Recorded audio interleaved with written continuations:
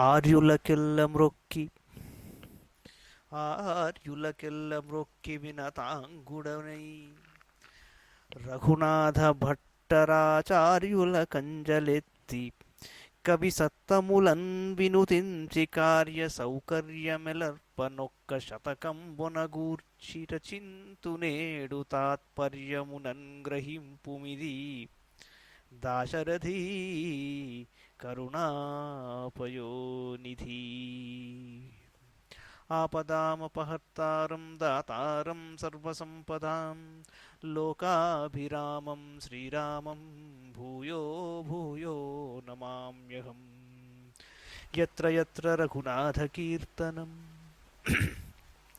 యత్ర యత్ర రఘునాథకీర్తనం తత్ర తత్ర కృతమస్తకాంజలిం బాష్పవారి పరిపూర్ణలోచనం మారుతిం నమత రాక్షసాంతకం.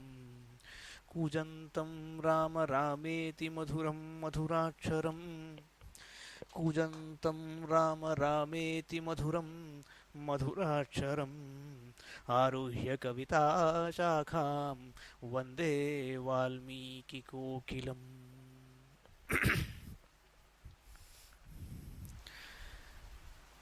ఇంద్రజిత్తు సంహారం చూసాం. చక్కని ప్రశ్న అడిగారు. చాలా ప్రశ్నలు ఉన్నాయి కానీ అవన్నీ ఎంచుకుని చెబుతూ పోతే యుద్ధకాండ ముందరికి వెళ్ళదేమో అన్న అనుమానం కలిగి కేవలం 2 ప్రశ్నలే తీసుకున్నాను. మొదటిది చాలా సిన్సియర్గా సీరియస్గా ఒక్కొక్క పదము వింటూ అనుసరిస్తూ వెళ్ళేవాళ్ళు కొందరు ఉన్నారు. వారిలో ఒకరు ఏమడిగారంటే, ఏమండి ఇతపూర్వం జరిగిన 2 గంటల ప్రసంగంలో చివర కొంత గ్యాప్ వచ్చేసింది, మీరు అలా ఉండిపోయారు, ఆ తర్వాత కంటిన్యూ చేశారు. ఆ గ్యాప్లో ఏదైనా ఆడియో ట్రబుల్ ఉందా లేక నిజంగానే గ్యాప్ ఉన్నదా అని అడిగారు. అయ్యా, అక్కడ గ్యాప్ వచ్చేసింది. ఎందుకు వచ్చింది అంటే చెప్పడం చాలా కష్టం. మామూలుగా చెప్పాలి అంటే నేను కొంత భావుకతకు లోనైపోయాను. ఆ సమయంలో గొంతు పెగలలేదని చెప్పాల్సి ఉంటుంది. ఆ తర్వాత మెల్లగా కోలుకుని నేను కంటిన్యూ చేయడం జరిగింది. అయితే దానికి కారణం ఏమిట్రా అంటే, ప్యారలల్గా కొన్ని జరుగుతూ ఉంటాయి. అదేమిట్రా అంటే, చదువుతున్నప్పుడు ఒక నాట్ అంటే కేఎన్ఓటి నాట్, మీడియా భాషలో చెప్పాలంటే అక్కడ ఒక చక్కని ఒక సందర్భం వచ్చింది. అదేమిట్రా అంటే, శ్రీరాముడి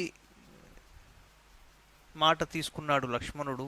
ఐంద్రాస్త్రాన్ని ఎక్కుపెట్టి శ్రీరామచంద్రుడే సత్యసంధుడైతే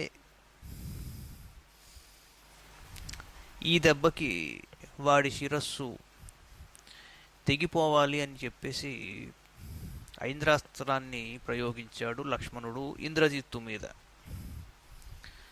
అది అలాగే జరిగింది వెంటనే. ఆ తర్వాత వానర వీరులందరూ నృత్య గీతాలు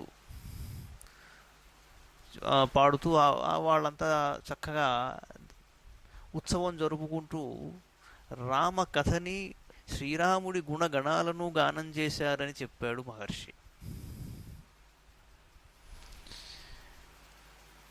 అంటే రామకథ ఎంత గొప్పది అంటే, శ్రీరాముడి గుణగణాలను గానం చేసుకోవడమే అసలు మనలోని పవర్ని గుర్తించడం అన్న పాయింట్ అక్కడికి వచ్చింది. సాహిత్యంలో మరో గొప్ప విశేషం ఏమిట్రా అంటే, ఆ ఘట్టాన్ని ముగించేటప్పుడు ఒక చక్కని బార్డరు, అంటే ముగింపు ఎలా ఉంటుంది అంటే అద్భుతంగా శ్రీరాముడిని తలుచుకుని బాణం వదలడం ఒక సంఘటన అనుకుంటే, అక్కడ అందరూ వానరులందరూ కూడా ఆయన కథనే గానం చేస్తూ సెలబ్రేట్ చేశారు ఇంద్రజిత్తు సంహారం యొక్క ఘట్టాన్ని. వాళ్ళు మై మరచిపోయి శ్రీరాముడిని గుర్తు చేసుకున్నారు అని చెప్పడంలో ఎలా దానికి ముగింపు వచ్చిందిరా అంటే, చక్కగా చక్కని చీరని కట్టుకుని, అప్పుడప్పుడు అనుకుంటూ ఉంటాం చీర కట్టుకోవడానికి చుట్టుకోవడానికి చిన్న తేడా ఉందని. చక్కగా అదొక స్కిల్. అది అందంగా చీరని కట్టుకుని ఎక్కడ కుచ్చిళ్ళు పెట్టాలో అక్కడ చక్కగా పెట్టి, కొద్దిగా ముఖానికి పూసుకోవలసినవి పూసుకుని, చక్కగా కాటుక దిద్దుకుని, చివరికి బొట్టు పెట్టుకున్న ఒక యువతి చూడగానే ఆహా, ఈ బొట్టు వలన కంప్లీట్ అయ్యిందిరా అలంకరణ అని అనిపిస్తుంది. ఒక చక్కని చిత్రకారుడు ఒక బొమ్మని గీసి దానికి చక్కగా అన్ని అలంకారాలు చేసి దానికి ఒక బార్డర్ గీసి ఒకసారి దూరంగా వెళ్ళి చూసినప్పుడు ఆహా అని ఎలా అనిపిస్తుందో,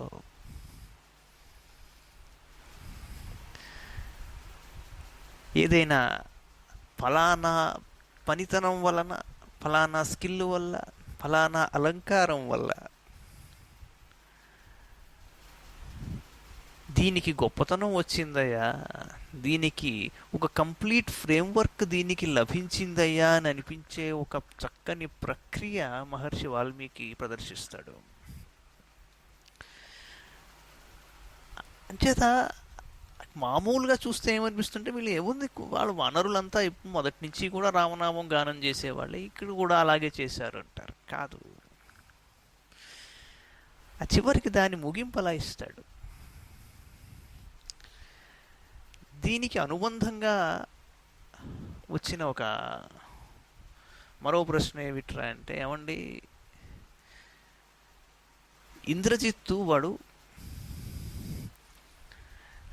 జిత్తుల మారి పేరులో భలే పాట ఉంది, ఇంద్రజిత్ ఇంద్రుని జయించిన వాడు, బాగుంది. కానీ కొద్దిగా దాన్ని ఎక్స్టెండ్ చేసుకుంటే జిత్తుల మారి వాడు చేసిన యుద్ధం సామాన్యంగా కనిపించట్లా మనకి. మాయలు ప్రయోగించాడు, అదృశ్యంగా ఉండి యుద్ధం చేశాడు. అటువంటి వాణ్ణి ఎంతో ఓర్పుతో నేర్పుతో యుద్ధం చేసి జయించాడు లక్ష్మణుడు. ఓసారి ఇద్దరు పడిపోయి నీ బ్రహ్మాస్త్రం గెలిచింది అన్నట్లుగా వాడిని నమ్మించి, వాడిని ఆ విధంగా రణభూమికి మరల తీసుకువచ్చి రప్పించి ఆఖరికి జయం మాదన్నారు. ఐంద్రాస్త్రంతో సంహరించాడు కదా, దీంట్లో ఏమన్నా విశేషం ఉన్నదా? చక్కని ప్రశ్న, వండర్ఫుల్. ఇంద్రుణ్ణి జయించిన వాడిని ఐంద్రాస్త్రంతో జయించడంలో విశేషం ఏమైనా ఉన్నదా? ఖచ్చితంగా ఉన్నదండి. మీరు అడిగిన ప్రశ్నయే అసలు చాలా గొప్పది. It's a great observation. ఏం చేతంటే, గతంలో చెప్పుకున్నాం, మయి మేధాం మయి ప్రజాం, అందులో మొదటిది మయి అగ్నిస్తేజో దధాతు, రెండవది మయి ఇంద్రియం దధాతు, చివరగా మయి సూర్యో భ్రాజో దధాతు అంటాడు. అంటే ఇంద్రుణ్ణి జయించడం అంటే నువ్వు ఏవో శక్తులు సంపాదించి ఏదో తపస్సాచరించి దిక్కుమాలిన అభిచార హోమాలన్నీ చేసేసి ఒక పోస్టులో ఉన్నవాడిని పట్టుకుని వాడిని జయించి నేను ఇంద్రుణ్ణి జయించాడు అనుకోవడం చాలా పొరపాటు. అసలు ఎవరయ్యా ఇంద్రుడు? ఇవన్నీ డెలిగేటెడ్ పవర్స్. శ్రీమన్నారాయణుడు ఈ పవర్స్ అన్నింటినీ డెలిగేట్ చేసి వాళ్ళ ద్వారా శాసిస్తున్నాడు ఈ యూనివర్స్ని. అందుకే సూర్యనారాయణుడు అంటాం. వేదంలో ఇంద్రుడు, ప్రజాపతి, చంద్రుడు, అగ్ని, సోముడు, సూర్యుడు, వరుణుడు, ఇలా వీళ్ళ ఉపాసన కనిపిస్తుంది మనకి. ఎందుకు కనిపిస్తోంది ఉపాసన అంటే యజ్ఞం అన్నది ఇంపార్టెంట్. వేదంలో ఏమిటంటే వేదం చెప్పుకున్నాను అంటే సరిపోదు, యజ్ఞం ఆచరిస్తేనే వేదానికి దాంట్లో అర్థం ఉంది. You cannot separate them. ఎంచేత అంటే యజ్ఞంలో హోమం చేస్తున్నప్పుడు ఈ డెలిగేటెడ్ పవర్స్ అందరికీ వాళ్ళకి హవిస్సును ప్రసాదిస్తున్నాం మనం. ఎవరి ద్వారా అంటే అగ్ని ద్వారా. అందుకే ఆయన హవ్యవాహనుడు అయ్యాడు. ఏంటి డెలిగేటెడ్ పవర్స్ అంటే పరమాత్మ శ్రీమన్నారాయణుడు యొక్క డెలిగేటెడ్ పవర్స్ వాళ్ళు. ఆయన వీళ్ళ ద్వారా పనిచేస్తూ ఉంటాడు. నువ్వు ఇంద్రుణ్ణి ఒక పోస్టుని ఎంచుకుని ఆయన జయించాను అనుకుంటే సరిపోదు. ఆయనకి ఎవరైతే పవర్ ఇస్తున్నారో, ఆయన ద్వారా ఎవరు పవర్ని చూపిస్తున్నారో, అది ఏ పవరో దాన్ని జయించి చూపించు, అప్పుడు మాట్లాడతాం. అది ఎవరయ్యా అంటే, అందుకని లక్ష్మణస్వామి శ్రీరాముడి మాట తీసుకుని ఇంద్రాస్త్రాన్ని వదిలాడు. అంటే ఇంద్రుల్లోంచి ప్రకాశించే ఆ ఇంద్రాస్త్రం కూడా శ్రీరాముడి వల్లే అది పనిచేస్తుంది, ఇంకోటి వల్ల కాదు. అది అంటే ఇంద్రియములను జయిస్తూ నిగ్రహించుకుని ఎంతో ఓర్పుతో నేర్పుతో, మళ్ళీ చెప్తున్నాను, ఇంద్రజిత్తును జయించిన తరువాత మనకి కనిపించేది ఏమిట్రా అంటే ఆదిత్య హృదయం, సూర్యోపాసన వంటివి చేసుకుంటూ వెళ్తూ దైవబలాన్ని దగ్గర పెట్టుకుని, దైవబలం ఇగో నా దగ్గర ఉన్నదని చెబుతూ దైవ సమానంగా కనిపిస్తూ రావణాసురుణ్ణి సంహరిస్తున్నాడు శ్రీరాముడు. అంటే మనిషి శమదమములు ఫస్ట్ బేసిక్ ఫండమెంటల్స్ అవి. దాంతో పాటుగా సాధన మార్గంలో సూర్యోపాసన చేస్తూ యోదేవ సవితాస్మాకం ధియో ధర్మాదిగోచరా ప్రేరయే తస్య యద్భర్గ తద్వరేణ్యం ఉపాస్మహే అంటాడు. అప్పుడు మీకు ఆ సావిత్రి విద్య అన్నది మీకు అబ్బుతుంది. బేసికలీ సూర్యుడు ఆత్మకారకుడు కాబట్టి, తనుకారకుడు, పితృకారకుడు కాబట్టి చాలా ఆశ్చర్యం. ఆయన నుంచి దైవబలాన్ని పొందుతాం. మనిషి ఎప్పుడైతే తనలో ఆత్మసాక్షాత్కారాన్ని పొందుతాడో వాడు డివైన్ ఎలా అవుతున్నాడయ్యా అంటే సూర్యుడి ద్వారా అవుతున్నాడు. అది చేసేందుకు ఫస్ట్ స్టెప్ మయీంద్ర ఇంద్రియం దధాతు. ఈ ఇంద్రియ నిగ్రహం ద్వారానే అది ముందరకు వెళుతుంది బండి. దీన్ని పక్కన పెట్టి నేను ఏదో చేసేసాను అనుకుంటే లాభం లేదు. సూర్యుల్లోంచి ప్రకాశించేవాడు కూడా శ్రీమన్నారాయణుడే. అందుకని అదిరా ఆ ప్రాసెస్. ఎక్కడైతే ఇంద్రుడిలోంచి కూడా శాసించేవాడు శ్రీమన్నారాయణుడే కాబట్టి, శ్రీరాముడే కాబట్టి, అక్కడ శ్రీరాముడిని తలుచుకుని ఆయనే కనుక సత్యసంధుడైతే అని చెప్పి ఆ బాణాన్ని సంధించాడు లక్ష్మణస్వామి. ఇకపోతే ఇందులో ఇంకొక భాగం ఉన్నది. లక్ష్మణస్వామి ఆదిశేషుడి అవతారం కాబట్టి చాగయ్య అంటాడు,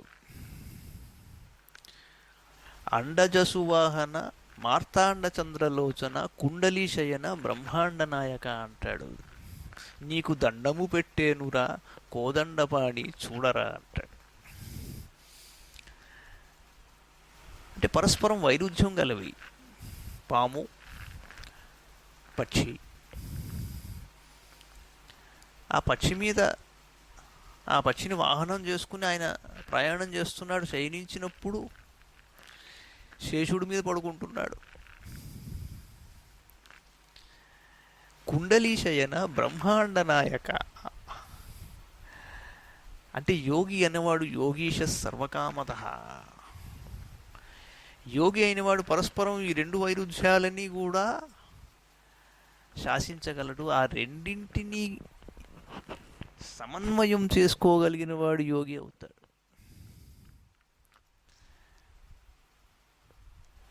అంచేది ఏంటంటే ఎక్కడెక్కడే అది పతంజలి యోగశాస్త్రం చూస్తే కానీ పతంజలి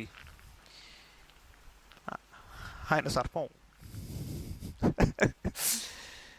ఈ సర్పానికి చాలా బ్యాఫ్లింగ్ కాన్సెప్ట్స్ ఉంటాయి. ఒకసారి మీరు నాగదేవత అన్న పాయింట్ తీసుకున్నప్పుడు కేవలం హైందవ సంప్రదాయమే కాదు, ప్రపంచంలో ప్రపంచం యావత్తు ఏ దేశాన్ని తీసుకున్నా ఈ సర్పాన్ని దివ్యంగానే ఆరాధించారు అందరూ. అనవసరమైన కొన్ని పిచ్చి పిచ్చి ఈటింగ్ హ్యాబిట్స్ తయారైన తరువాత ఆ కాలక్రమంలో చాలా మటుకు అన్నీ భిన్నమైనవి. కానీ మీరు చాలా పాత కాలం చరిత్ర తీసుకుని అధ్యయనం చేస్తే చాలా దేశాల్లో, ఈజిప్ట్ తీసుకున్నా, ఇటలీ తీసుకున్నా, గొప్ప గొప్ప సివిలైజేషన్స్ ఎక్కడైతే ఉన్నాయో అవన్నీ తీసుకుని మీరు చదివితే చాలా చోట్ల మీకు అది కనిపిస్తుంది. కారణం ఏమిటి అని ప్రోబ్ చేసేవాళ్ళు చేసుకుంటూ వెళ్తున్నారు, తరుస్తున్నారు. ఎన్నో విషయాలకి వాడు సమన్వయం కూడా తీసుకొస్తున్నారు. మామూలుగా ఒక సర్పాన్ని మీరు కేవలం అలా అధ్యయనం చేసి చూస్తే అది ఎలా కనిపిస్తుందిరా మీకంటే దాంట్లో అవయవాలు ఏం కనిపించవు. చక్షుస్రవాహ అన్నారు, కళ్ళతోనే వింటుందన్నారు. అది అలా ఉంచండి, పక్కన పెడదాం దాని సంగతి. చేతులు గాళ్ళు కనిపించవు, చక్కగా చుట్టుకుంటుంది. అదే దాని ఆసనం, అదే యోగశాస్త్రం. మనం కూర్చునే పీఠాసనము, పద్మాసనం ఇది పాముకి నేర్పక్కల్లా మీరు. అది ఒక చుట్టలా చుట్టుకుంటుంది. దాని కాయిల్ ఏదైతే ఉంటుందో అందులో గొప్ప యోగం ఉన్నది, యోగ విద్య ఉంది అక్కడ. ఈ అవయవములు అన్నింటిలోనూ ప్రసరించే శక్తి ఏదైతే ఉందో దానిని పూర్తిగా బ్యాలెన్స్డ్గా చేసుకుని ఉంటుంది ఈ సర్పం అనేది. అది సహజమైన యోగి. దాని కిరీటం అక్కర్లా, దాని గొప్ప కిరీటం దానికి సహజంగానే ఉన్నది. దానిలో ఒక మణి కూడా ఉన్నది. అంటే ఏమిట్రా అంటే అసలు సహజమైన యోగి. అందుకే కుండలి అన్నది సర్పం యొక్క ఆకారం. అది మన మన శరీరంలో వెన్నుపూస ఏదైతే ఉందో వెనకాల, ఇట్ ఈస్ రెప్టీలియన్. ఇది ఇలా వెళ్ళి మెదడు అన్నది ఆ సర్పం యొక్క తల పని దానిగా కనిపిస్తుంది. మీరు అది తీసి ఎక్కడైనా ల్యాబొరేటరీలో చూడండి. ఈ బ్యాక్ బోన్ నుంచి అలా వెళ్ళి బ్రెయిన్, ఆ స్పైనల్ కార్డు, అదంతా ఆ నర్వస్ సిస్టమ్ అదంతా చూస్తే మీరు it is a reptilian evolution basically. సమంగా చక్కగా మీ ఎనర్జీ, మీ శక్తిపాతం ఎలా అయితే ఉందో, ఎలా ప్రసరిస్తోందో అది రెప్టీలియన్గా ఉంటుంది. అటువంటి మహాయోగి ఆదిశేషుడు. అందుకే మోస్తున్నాడు ఆయన. ఆయన చేతిలో ఐంద్రాస్త్రం అన్నది శ్రీరాముడిని శక్తిగా తలుచుకుని ఆయన వదిలాడు దాన్ని. ఆయన ధర్మాన్ని, ఆయన సత్యధర్మ పరాక్రమాన్ని తలుచుకుని వదిలాడు ఆయన. అంచేత ఆ ఇంద్రాస్త్రం టక్కన వాడిని కొట్టేసింది. ఇంద్రుణ్ణి గెలిచిన వాడిని తీసేసింది అవతలకి. అంటే ఆయనలో ఉన్న శక్తి కూడా శ్రీరాముడి ఆశీర్వాదం, ఆయన శక్తియే అని చెప్పేసి చూపించాడు ప్రాక్టికల్గా లక్ష్మణస్వామి. అదన్నమాట విషయం. ఇకపోతే 92వ సర్గలోకి వచ్చాం. రుధిర క్లిన్నగాత్రస్తు లక్ష్మణ శుభలక్షణ బహూవ హృష్టస్థం హత్వా శక్రచేతారమాహవే తతస్స జాంబవంతం చ హనుమంతం చ వీర్యవాన్ సన్నిహత్య మహాతేజాం తాంశ్చ సర్వాన్ వనౌకసః ఆజగామ తతస్తీవ్రం యత్ర సుగ్రీవరాఘవో భీషణం అవష్టభ్య హనుమంతం చ లక్ష్మణః. అందరూ లక్ష్మణస్వామిని వెంట పెట్టుకుని రామ సుగ్రీవులు ఉన్న ప్రదేశానికి వచ్చారు. తతో రామం అభిక్రమ్య సౌమిత్రిరభివాద్య చ తస్థౌ భ్రాతృసమీపస్థ ఇంద్రస్యేవ బృహస్పతి నిష్టనన్నివ చాగమ్య రాఘవాయ మహాత్మనే ఆచచక్షే తదా వీరో ఘోరం ఇంద్రజితో వధం. రావణేస్తు శిరశ్ఛిండం లక్ష్మణేన మహాత్మనా న్యవేదయత రామాయ తదా హృష్టో విభీషణః శ్రుత్వైతత్తు మహావీర్యో లక్ష్మణేనేంద్రజిద్వధం ప్రహర్షం అతులం లేభే రామో వాక్యమువాచ. సౌమిత్రి శ్రీరామచంద్ర ప్రభువునకు ప్రదక్షిణపూర్వకంగా నమస్కరించి ఇంద్రుని ప్రక్కన బృహస్పతి వలె తన అన్న సమీపమున నిలబడ్డాడు. విభీషణుడు ఇంద్రజిత్తు యొక్క శిరస్సును ఖండించిన మహానుభావుడు ఈ లక్ష్మణుడే ప్రభువు అని సంతోషంతో నివేదించట. ఒక్కసారి శ్రీరాముడు పొంగిపోయాడు. ఏమన్నాడయ్యా అంటే, సాధు లక్ష్మణ, తుష్టోస్మి కర్మణా సుకృతం కృతం రావణేర్హి వినాశేన జితమిత్యుపధారయ సతం శిరస్యుపాఘ్రాయ లక్ష్మణం లక్ష్మీవర్ధనం లజ్జమానం బలాత్ స్నేహాత్ అంకం ఆరోప్య వీర్యవాన్ ఉపవేశ్య తముత్సంగే పరిష్వజ్యావపీడితం భ్రాతరం లక్ష్మణం స్నిగ్ధం పునః పునరుదైక్షత శల్యసంపీడితం శస్తం నిశ్వసంతం తు లక్ష్మణం రామస్తు దుఃఖసంతప్తః తదా నిశ్వసితో భృశం మూర్ధ్ని చైవ ఉపాఘ్రాయ భూయః సంస్పృశ్య చ త్వరన్ ఉవాచ లక్ష్మణం వాక్యం ఆశ్వాస్య పురుషర్షభ. నాయనా లక్ష్మణ, ఆహా, ఎంత మంచి పని చేశావయ్యా నువ్వు. మిగుల సంతోషాన్ని గూర్చితివి. ఇంద్రజిత్తు పడిపోవుటతో రాక్షసులనందరినీ మనం జయించినట్లే అని భావింపన్నాడు. శ్రీరాముడు బిడియపడుచున్న లక్ష్మణుని యొక్క శిరస్సును నిండు ప్రేమతో మూర్కొనెను. పిదపా స్వామి శుభలక్షణ సంపన్నుడైన ఆ తమ్ముని తన ఒడిలోనికి చేర్చుకున్నాడు. శస్త్రముల తాకిడికి మిగుల గాయపడిన తన ప్రియ సోదరుడవు లక్ష్మణుని తన యొడిలో కూర్చుండబెట్టుకొని తనివిదీరా కౌగిలించుకున్నాడు.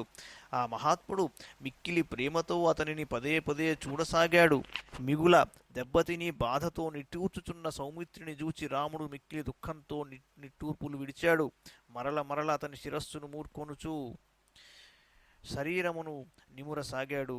పిమ్మట ఆ పురుషోత్తముడు లక్ష్మణుని ఓదార్చుతూ ఇలా అన్నాడు: కృతం పరమకళ్యాణం కర్మ దుష్కర కర్మణ అద్యమన్యే హతే పుత్రే రావణం నిహతం యుధి అద్యాహం విజయీ శత్రౌ హతే తస్మిన్ దురాత్మని రావణస్య నృశంసస్య దిష్ట్యా వీర త్వయా రణే ఛిన్నో హి దక్షిణో బాహు సహితస్య వ్యపాశ్రయః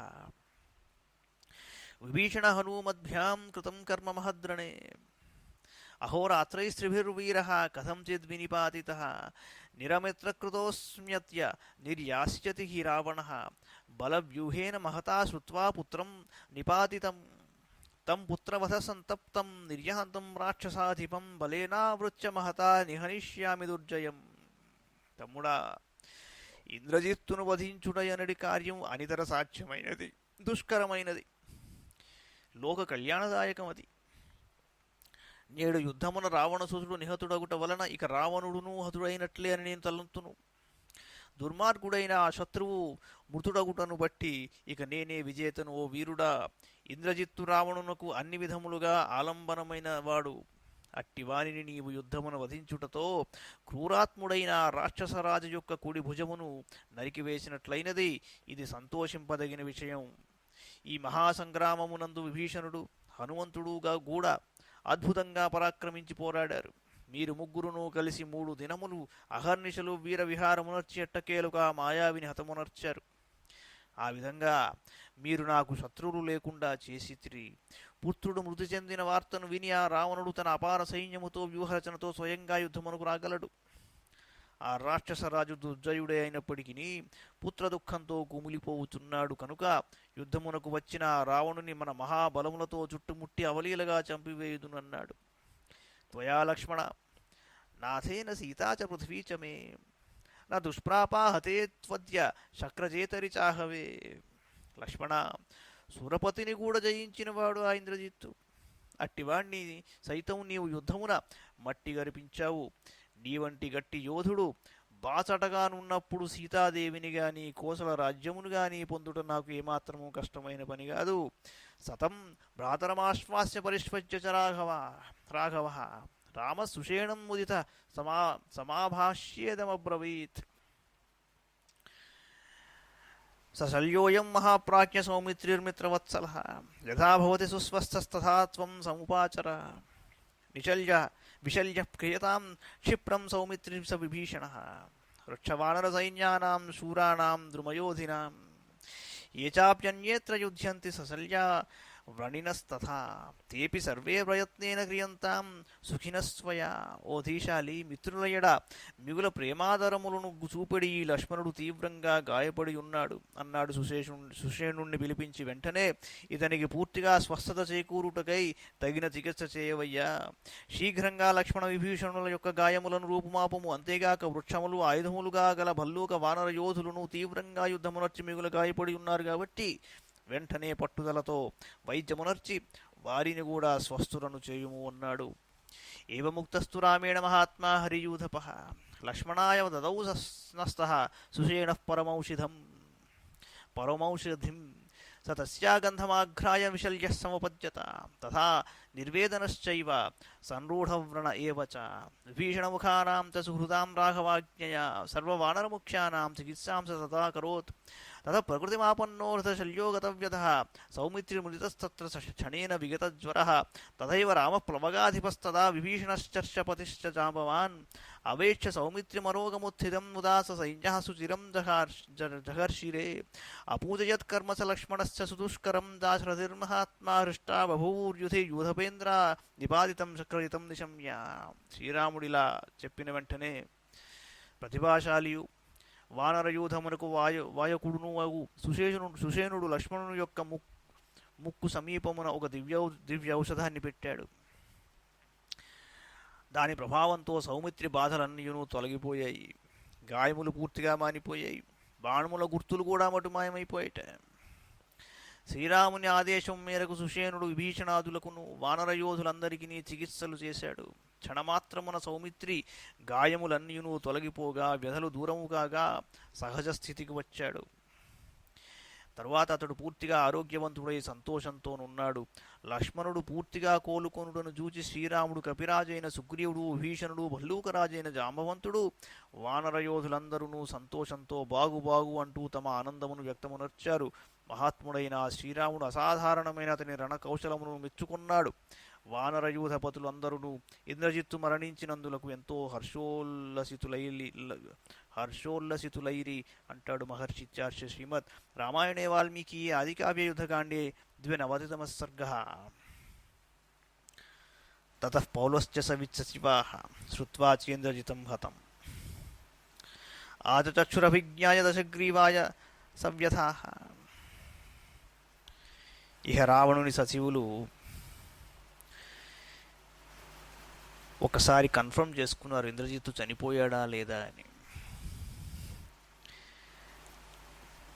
కన్ఫర్మ్ చేసుకుని రావణాసురుడి దగ్గరికి వెళ్ళి, యుద్ధే హతో మహారాజ లక్ష్మణేన తవాత్మజ విభీషణ సహాయేన మిషతాం నో మహాద్యుతి శూరశూరేణ సంగమ్య సంయుగేష్వపరాజిత లక్ష్మణేన హతశూరః పుత్రస్సు విబుధేంద్రజిత్ గతస్స పరమాన్ లోకాన్ శరై సంతాప్య లక్ష్మణం. మహారాజా, విభీషణుడితో పాటుతో లక్ష్మణుడు మహా తేజస్వి అయిన నీ కుమారుని మేమందరము చూస్తుండగానే హతమునర్చాడు. నీ పుత్రుడు సహజంగా యుద్ధములలో అజేయుడు, దేవేంద్రుని అంతటి వానిని జయించిన శూరుడు. ఆ మహావీరుడు పరాక్రమశాలి అయిన లక్ష్మణుడితో తలపడి అతని చేతిలో హతుడయ్యాడు. కానీ అతడు రణమున తన శరములతో లక్ష్మణుని ముప్పు తిప్పలు పెట్టిన పిదపనే పుణ్యలోకాలికి చేరాడని చెప్పాడు. సతం ప్రతిభయం శుత్వా వధం పుత్రస్య దారుణం ఘోరం ఇంద్రజితస్సంఖ్యే కల్కష్మలం చా విషన్మహత్ ఉపలభ్య చిరాత్ సంజ్ఞాం రాజా రాక్షస పుంగవః పుత్రశోకాతితో దీనో విలలాపాకులేంద్రియ. రావణుడెంతో బాధపడ్డాడు. మూర్ఛపోయి తిరిగి స్పృహలోకి వచ్చి తనని తాను చూసుకుని ఏడవడం మొదలుపెట్టాడు. హా రాక్షస చమూముఖ్య మమ వత్స మహారథ జిత్వేంద్రం కథమజ్జత్వం లక్ష్మణస్య వశంగతః నను త్వమిషుభిః క్రుద్ధో వింధ్యాకాలాంతకావపి మందరస్యాపి శృంగాణి కిం పునర్లక్ష్మణం యుధి. అద్య వైవస్వతో రాజా భూయో బహుమతో మమ ఏనాద్యత్వం మహాబాహో సంయుక్తః కాలధర్మణ ఏష పంథాః సుయోధానాం సర్వామరగణేష్వపి యః కృతే హన్యతే భర్తుః స పుమాన్ స్వర్గముచ్ఛతి అద్య దేవగణాः సర్వే లోకపాలాస్తథర్షయः హతం ఇంద్రజితం శ్రుత్వా సుఖం స్వప్స్యంతి నిర్భయాః. ఓ ముద్దుల కుమార, రాక్షస యోధులలో ప్రముఖుడవు, మహారథుడవు, మహేంద్రుని జయించిన పరాక్రమశాలివి. అట్టి నీవు లక్ష్మణునకు ఎలా వశమైనావయ్యా? నీవు వీరావేశపరుడవైనచో నీ శరములతో యముని కాల పురుషుని సైతము మట్టుపెట్టగలవు. మందర పర్వత శిఖరములను కూడా పిండి పిండి చేయగలవు. అంతటి వాడవైన నీకు యుద్ధమున లక్ష్మణుని జయించుట ఒక లెక్క. యముని యొక్క శక్తి అసాధారణమైనదని నాకు ఇప్పుడు బోధపడుచున్నది. ఎంచేతంటే నా సుతుడవైన నిన్ను కూడా అతడు మృత్యుముఖమున చేర్చాడు కాబట్టి. మానవులకే కాదు, దేవతలలోని మహాయోధులకు సైతము యుద్ధరంగమును ఒక్కొక్కప్పుడు ఇట్లు మృత్యువాత పడుట తప్పదు కదా. నేడు ఇంద్రజిత్తు హతుడైనాడు అను వార్తను విని దేవతలు, దిక్పాలకులు, మహర్షులు మొదలగు వారు అందరూ నిర్భయులై హాయిగా నిద్రిస్తారు. అద్య లోకాశ్రయ కృష్ణా పృథివీ చ సకానన ఏకే నేంద్రజితాహీనా శూన్యేవ ప్రతిభాతి మే. అద్య నైర్వృత కన్యానాం శ్రోష్యామ్యంతఃపురే రవం కరేణు సంఘస్య యథా నినాదం గిరిగహ్వరే. ఇంద్రజిత్తు ఒక్కడు మృత్యువు పాలై నాకు దూరమైనందున వనములతో గూడిన భూమండలమంతయును, అంతేగాదు ముల్లోకములు సైతము నాకు శూన్యములై కనపట్టుచున్నవి. కొండ గుహలలోని ఆడు ఏనుగుల గగ్గోలు వలె నేడు అంతఃపురమునందలి రాక్షస యువతుల రోదన ధ్వనులను వినవలసి వచ్చును. యౌవరాజ్యం చ లంకాం చ రక్షాంసి చ పరంతప మాతరం మాం చ భార్యాం చ క్వ గతోసి నిహాయనః. మమ నామ త్వయా వీరగతస్య జమసాదనం ప్రేతకార్యాణి కార్యాణి విపరీతే హి వర్తసే. సత్వం జీవతి సుగ్రీవే లక్ష్మణే చ స రాఘవే మమ శల్యం అనుధృత్య క్వ గతోసి విహాయనః. నాకు కంటకప్రాయులైన రామలక్ష్మణులు, సుగ్రీవుడు ఇంకనూ జీవించియే ఉన్నారు. నీవు వారిని నిహతులను గావించి నా హృదయతాపమును తీర్చెదవని కొండంత ఆశతో ఉన్నాను గాని ఆ పని చేయకయే మా అందరినీ వీడి ఎక్కడికి వెళ్ళేవయ్యా అన్నాడు. ఏవమాది విలాపార్థం రావణం రాక్షసాధిపం ఆవివేశ మహాన్ కోప పుత్ర వ్యసన సంభవ ప్రకృత్యా కోపనం హేనం పుత్రస్య పునరాధయ దీప్తం సందీపయామాసు ఘర్మేర్కమివ రశ్మయః లలాటే భృకుటీభిశ్చ సంగతాభిర్వ్యరోచత యుగాంతే సహ నక్రైస్తు మహోర్మిభిరివో దధి. రాక్షసరాజైన రావణుడు అంతులేని ఆర్తికి లోనై విలపించుచున్నాడు. పుత్రవియోగకారమున అతనిలో క్రమంగా కోపం కట్టలు తెంచుకుంది. సహజంగానే కోప స్వభావం గలవాడు. పుత్రుని మరణ ప్రభావమున గ్రీష్మ ఋతువులో సూర్యకిరణముల వలె అతని కోపం ఇంకా తీవ్రమయ్యింది. కోపాతిరేకముతో పాలభాగమున బొమ్మ ముడులతో ఒప్పుచున్న అతడు ప్రళయకాలమున మొసళ్లతోడను ఉద్ధృతములైన అలలతోడను గూడిన మహాసముద్రం వలె భయంకరంగా ఉన్నదిట. కోపాద్విజృంభమాణస్య వక్త్రాద్వ్యక్తం అభిజ్వలన్ ఉత్పపాత స భూయోగ్నిపుత్రస్య వదనాదివ సపుత్రవధ సంతప్త శూరక్రోధవశం గతః సమీక్ష్య రావణో బుద్ధ్యా వైదేహ్యారోచయద్వదం తస్య ప్రకృత్యా రక్తే చ రక్తే క్రోధాగ్నినాపి చ రావణస్య మహాఘోరే దీప్తే నేత్రే బభూవతుః ఘోరం ప్రకృత్యా రూపం తస్య క్రోధాగ్నిమూర్ఛితం బభూవ రూపం క్రుద్ధస్య రుద్రస్యేవ దురాసదం తస్య క్రుద్ధస్య నేత్రాభ్యాం ప్రాపతన్నస్రబిందవః దీప్తాభ్యామివ దీపాభ్యాం సార్చిషస్నేహబిందవః దంతాన్ విదశతస్తస్య శ్రూయతే దశనస్వనః యంత్రస్యార్వేష్ట్యమానస్య మహతో దానవైరివ కాలాగ్నిరివ సంక్రుద్ధో యాం యాం దిశమవైక్షత తస్యాం తస్యాం భయత్రస్తా రాక్షస సంవిలిల్లిరే. వృత్రాసురుని వక్త్రము నుండి వలె కోపంతో బుసలు కొట్టుచున్న రావణుని ముఖము నుండి మరల మరల క్రోధాగ్ని ప్రజ్వరిల్లెను. పుత్ర దుఃఖంతో విలవిలలాడుచున్న ఆ మహాశూరుడు మిక్కిలి క్రోధావేశపరుడయ్యాడు. అప్పుడు అతని నేత్రములు భయంకరంగా నిప్పులు గ్రక్కసాగాయి.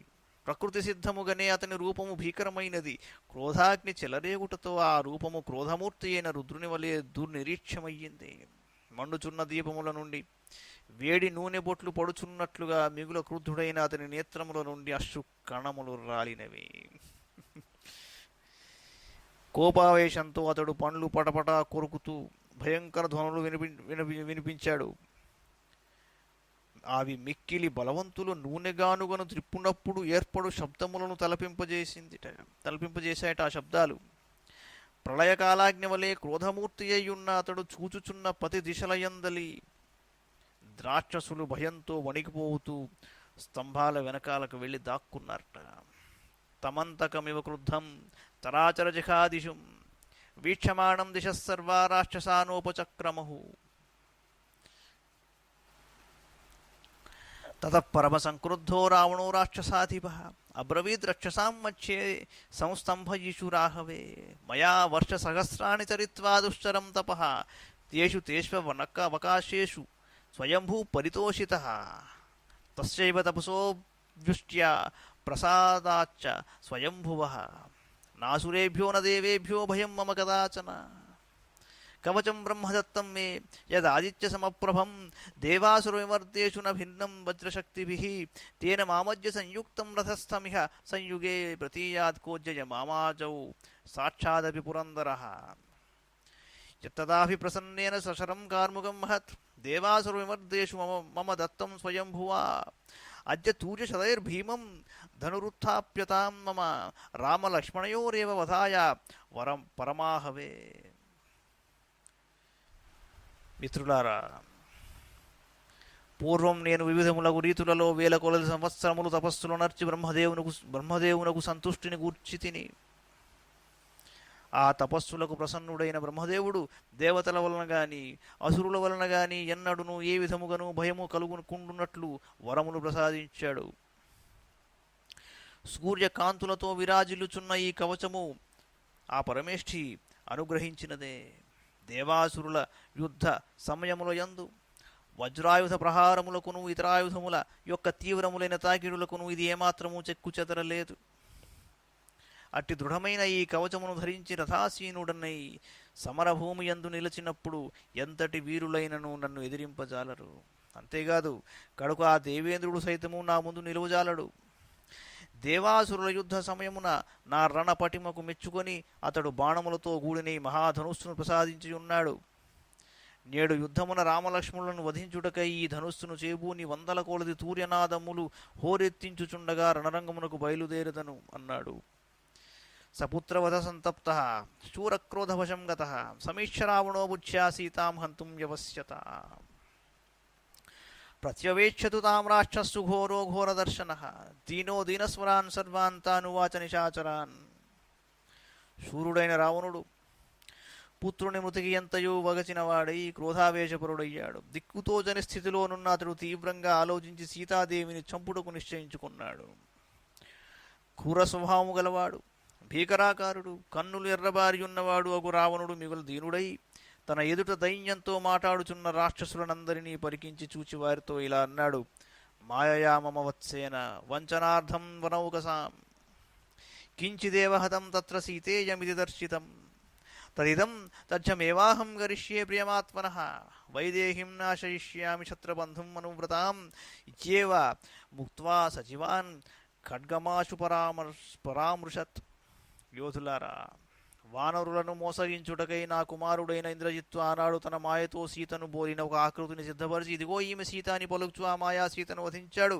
నేడు నాకు సంతృప్తి కలుగునట్లుగా ఆ క్షత్రియాధమునిపై అనురాగముతోనున్న సీతను వధించి దానిని నిజం చేస్తాను. సచివులతో ఇట్లు పలికిన వెంటనే అతడు తన ఖడ్గముపై చేతిని ఉంచాడు. ఉద్ధృత్య గుణ సంపన్నం విమలాంబరవర్చసం నిష్ప్రపాత సవేగేన సవార్య సచివైర్వృతః. రావణపుత్రశోకేన భృశం ఆకులచేతనః సంక్రుద్ధ ఖడ్గమాదాయ సహసాయత్ర మైథిలీ. వెంటనే పూలమాలచే అలంకృతమయ్యున్న ఖడ్గమును రావణుడు వరు నుండి పైకి లాగి అశోకవనం వైపు బయలుదేరాడు.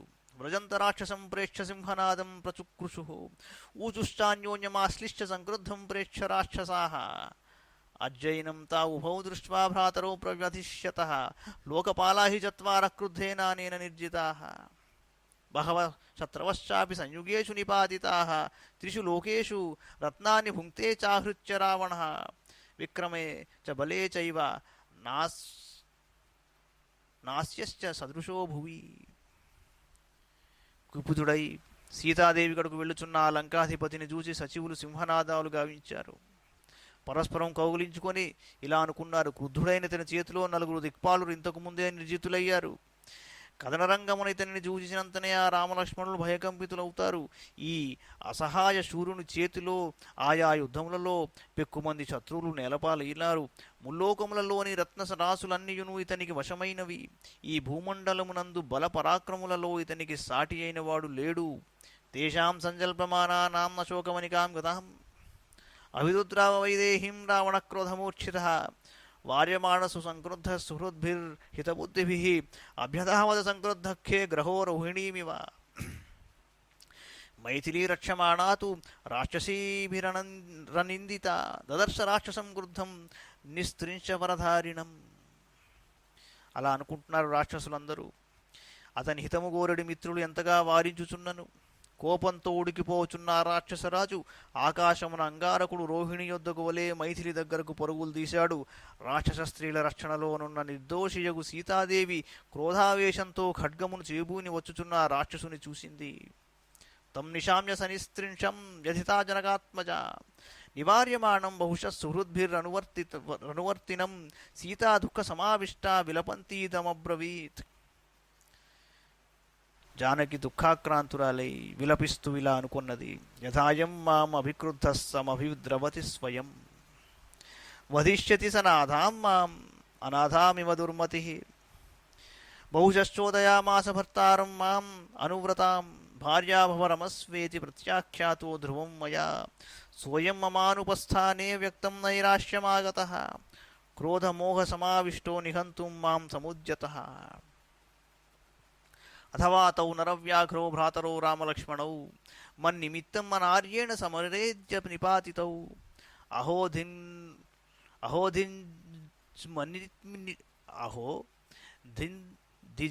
దిజ్మన్నిమిత్తోయం వినాశో రాజపుత్రయో. దిజ్మన్నిమిత్తోయం అంటాడు. అథవా పుత్రశోకేన అహత్వా రామలక్ష్మణౌ విధమిష్యతి మాం రౌద్రో రాక్షస పాపనిశ్చయః.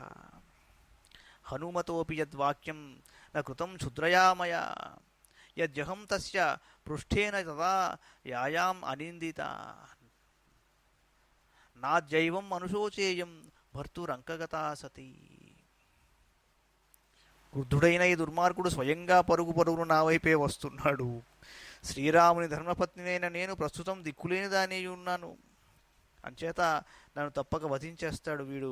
పతివ్రతనైన నాతో నీవు నా భార్యవే సుఖింపుము అనుచు ఇతడు నన్ను పెక్కుమార్లు నయాన భయాన ఎంతగానో ఒత్తిడి చేశాడు. ఎప్పటికప్పుడు నేను అతనిని తిరస్కరిస్తూ వచ్చాను. అలా నాచే తిరస్కృతుడైన అతడు మిక్కిలి నిరాశకు లోనయ్యాడు. అది స్పష్టంగా ఉన్నది.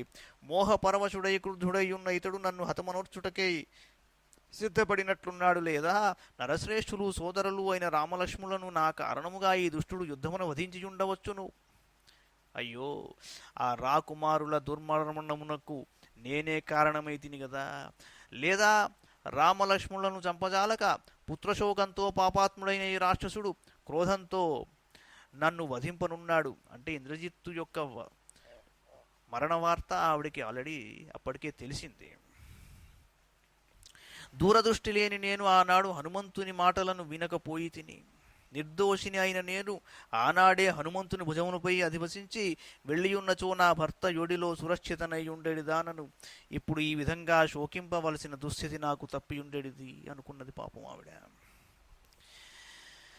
మన్యేతు హృదయం తస్యాహ కౌసల్యాయాః ఫలిష్యతి ఏకపుత్రా యదా పుత్రం వినష్టం శ్రోష్యతే యుధి. సాహి జన్మ చ బాల్యం చ యౌవనం చ మహాత్మనః ధర్మకార్యానురూపం చ రుదంతి సంస్మరిష్యతి. నిరాశా నిహతే పుత్రే దత్వా శ్రాద్ధమచేతన అగ్నిమారోచ్యతే నూనం అపోవాపి ప్రవేక్ష్యతి. ధిగస్తు కుబ్జాం అసతిం మంథరాం పాపనిశ్చయాం యన్నిమిత్తమిదం దుఃఖం కౌసల్య ప్రతిపత్స్యతే. యన్నిమిత్తమిదం దుఃఖం కౌసల్య ప్రతిపత్స్యతే. తన ఏకైక పుత్రుడు సమరమున నిహతుడైనట్లు వినినచో ఆ కౌసల్యాదేవి యొక్క గుండె బ్రద్దలైపోవునని నేను తలంతును. అప్పుడు ఆ మాతృమూర్తి మహాత్ముడైన తన కుమారుని యొక్క జననమును, బాల్యమును, యౌవనమును, అందచందములను, ఆయన యొక్క ధర్మ కార్యముల నిర్వహణమును తలచి తలచి విలపించును. పుత్రుడు నిహతుడు కాగా ఆ దేవి నిరాశ నిస్పృహలకు లోనై శ్రాద్ధకర్మలను నడిపి ఆమె అగ్నిజ్వాలకు ఆహుతి అయి గాని సరయూ నదీ జలములలో దూకి గాని ప్రాణత్యాగమును నర్చును. ఛీ, దుష్టురాలు పాపాత్మురాలు అయిన ఆ గూని మంథర కారణమున గదా కౌసల్యామాతకు ఇంతటి దుఃఖము కలుగునున్నది అనుకుంటోంది పాపం. ఇచ్చేవం మైథిలీం దృష్ట్వా విలపంతీం తపస్వినీం రోహిణీమివ చంద్రేణ వినా గ్రహవశం గతాం ఏతస్మిన్నంతరే తస్య అమాత్యో బుద్ధిమాన్ శుచిః సుపార్శ్వో నామ మేధావీ రాక్షసో రాక్షసేశ్వరం నివార్యమాణం సచివైః ఇదం వచనమబ్రవీత్. ఇంతలో రావణుని అమాత్యుడు, బుద్ధిశాలి, ఉత్తముడు అయిన సుపార్శ్వుడు ఆమెను చూశాడు. ఆ మేధావి సచివులతో నివారింపబడుచున్న ఆ రాక్షస రాజునకు ఇలా విన్నవించాడు. ఏమన్నాడయ్యా అంటే, కథం నామ దశగ్రీవ సాక్షాత్ వైశ్రవణానుజ హంతుమిచ్చసి వైదేహీం క్రోధాత్ ధర్మమపాస్యహి వేద విద్యావృతస్నాత స్వకర్మ నిరతస్తదా స్త్రియా కస్మాద్వధం వీర మన్యసే రాక్షసేశ్వర మైథిలీం రూపసంపన్నాం ప్రత్యవేక్షస్వ పార్థివ తుమైవతు సాస్మాభి రాఘవే క్రోధముత్సృజ అభ్యుత్థానం తుమదైవ కృష్ణపక్ష చతుర్దశీం కృత్వా నిర్యాహ్యమావాస్యాం విజయాయ బలైర్వృతః శూరో ధీమాన్ రథీ ఖడ్గీ రథ ప్రవరమాస్థితః హత్వా దాశరథిం రామం భవాన్ ప్రాప్స్యతి మైథిలీం తద్దురాత్మా సుహృదా నివేదితం వచస్సు ధర్మ్యం ప్రతిగృహ్య రావణః గృహం జగామాథ తతశ్చ వీర్యవాన్ పునఃసభాం చ ప్రయయౌ సుహృద్వృతః.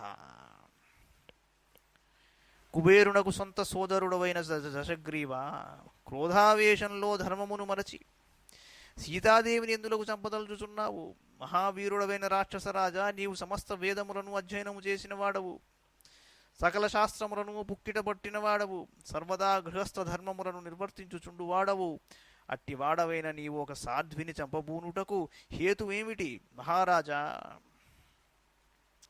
సౌందర్యవతి సద్గుణ శోభిత అయిన ఈ మైథిలిపై దయచూపవయ్యా. నీవు మా అందరితో కూడి రామునిపై నీ క్రోధమును చూపుము. రాజా, నేడు కృష్ణపక్ష చతుర్దశి కనుక ఈరోజు యుద్ధ సన్నాహములను నర్పుము. రేపు అమావాస్య నాడు సమస్త బలములతో కూడి యుద్ధమున విజయమునకై బయలుదేరు. నీవు శూరుడవు, ప్రతిభాశాలివి, మహారథికుడవు, ఖడ్గ విద్యా కుశలుడవు. అట్టి మహాత్ముడవైన నీవు రథమునందు ఆసీనుడవై కదనరంగమునకు కదిలి రాముని నిహతుని గావింపుము.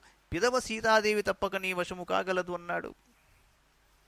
దురాత్ముడైన రావణాసురుడు ఒక్కసారి సుపార్శ్వుడి వైపు చూసి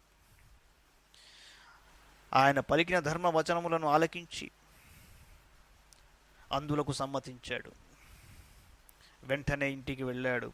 అనంతరము ఆ వీరుడు తన హితులతో కూడి మరల మందిరమున ఆసీనుడయ్యాడు. ఇత్యార్షే శ్రీమద్ రామాయణే వాల్మీకీయే ఆదికావ్య యుద్ధకాండే 93 सर्गः. श्रीरामचन्द्रश्रितपारिजातः समस्त कल्याणगुणाभिरामः सीतामुखाम्भोरुह चञ्चरीकः निरन्तरं मङ्गलमातनोतु सर्वं श्रीकृष्णार्पणमस्तु.